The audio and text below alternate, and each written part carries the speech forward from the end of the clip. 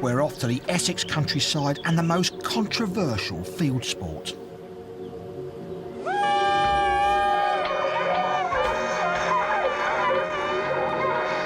Hunting. Everyone's got a view, whether they're for it or against it. In February 2005, the law changed and fox hunting was banned. But just 9 days before it came into force, protesters clashed with a hunt in Essex.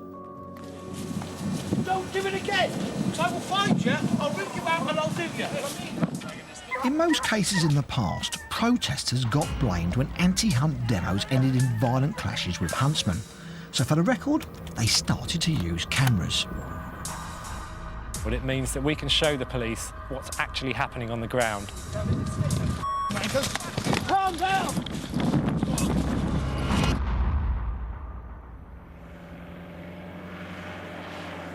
Lawrence Moore, Tim Burns and Melissa Marr are seasoned campaigners. When the hunt is on, their aim is to save foxes. Give me an idea, on a typical hunt day, what you'd do to basically disrupt that hunt. What would be your actions? We just mimic the hunters' vocal calls and their horn blows to get the hounds to do what we want them to do or to come to us instead of trying to hunt on for foxes. Hunt saboteurs use direct action to get between the hunted animal and the whole orchestra of the hunt who are there to kill that fox. We're there to give the fox an even chance and help him get away. On one of the last hunts before the ban, the protesters filmed their own piece of history. They'd been following the pack all morning. They're digging out. The fox has gone to ground in a hole by the look of it. Understandably, the huntsmen weren't happy to see the demonstrators. That's Simon Upton, the huntsman with the Essex foxhounds. Lawrence, you're taking a picture here. Yeah. Surely you're just goading him by that, aren't you? No, not at all. He's ridden over to us. The hunt moves off, but the same huntsman stays back with the protesters. He's kind of like a blocker, if you like, because he's saying that we're trespassing, but we're clearly on a footpath, we've got a map, we know what we're doing.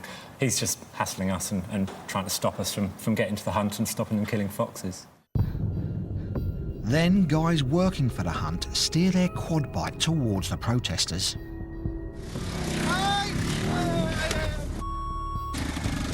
Get up, get up, get up. Well, that's the quad bike has just been driven into me. Hit me quite hard on the left shoulder. And then the huntsman rides straight up to him. Yeah, and I've just been ridden down by Simon Upton there. Calm down! And he's just come up and attacked me again with a riding crop on the head and ridden me down. And I heard that. That hit you, didn't it? Yeah, it hurt.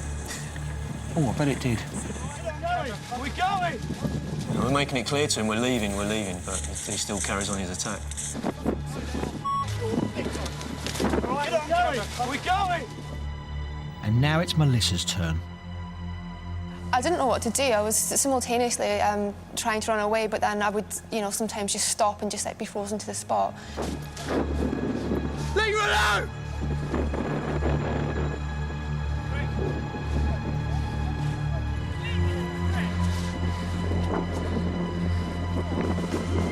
Right, she's going!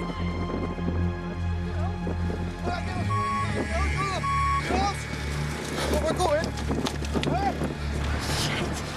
The attack lasted for 4 minutes. After this, when we got out of the field and got back to the road, obviously we were all quite badly shaken, and then we made a call to the police.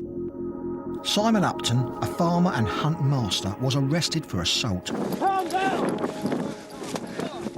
He pleaded not guilty, but a week before the trial, he changed his plea. The video was shown in court and was the first time protesters' footage was used to convict a huntsman. Simon Upton was fined £1,500. 1 month later and the hunting ban's in force. Though the hunt can still ride out with hounds, they're not allowed to chase a live fox, and protesters want to be sure they're sticking to the rules. Campaigners have begun to realise the value of filming, and this time Lawrence is wearing a hidden camera. With him is Sally Mitchell. Hello, darling. Hello. At this point, a huntsman called Douglas Hill blocks the route. Lawrence is actually standing in the bush and he's riding right up to him. Yeah. If you start waving... If you ride him into me, I'm going to try and prevent you, aren't I? If you start waving... All right, I won't. I won't have a bag as long as you don't put your horse at me. He saw there was no police and no other protesters, so then he started threatening us. Bear in mind, one of you is going to cop it today. One of you is going to cop it. He turns his attention to Sally, who's holding a video camera.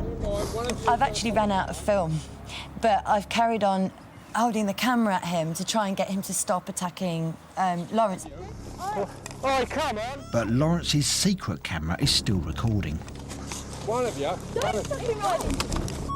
Is that you, Sally? Yeah, it just hit me on my arm there. And he's hitting that with his riding stick, With his actual riding crop, yeah. Now, leave it out, mate. Come on. Leave it out. We never have a pop at you. We're not violent. We're not violent. Days a week for you arseholes to come and give me grief, right? In all, he hits me 3 times. I'm entitled to give you a bit of grief. You're not entitled to break the law, though. Nor are you. You're not breaking the law. We're standing on the road. What have we done? Why do you hit women? But I don't care. You've got equality, lady. You've got what you wanted. And now you don't bloody like it, do you? Go on. It's got nothing to do with foxes. I'd had enough at that point. That's when he's hit me really hard on the top of the head, and I've just started screaming. Watch out. Why are you going to get on camera, you arsehole? Huh? Children, don't you? Only 6 months after campaigners' footage led to the first successful prosecution, there was a second victory. Are you ashamed of what you did, Mr. Hill? Douglas Hill, a 63-year-old company director, was fined £3,000 for threatening behaviour and assault.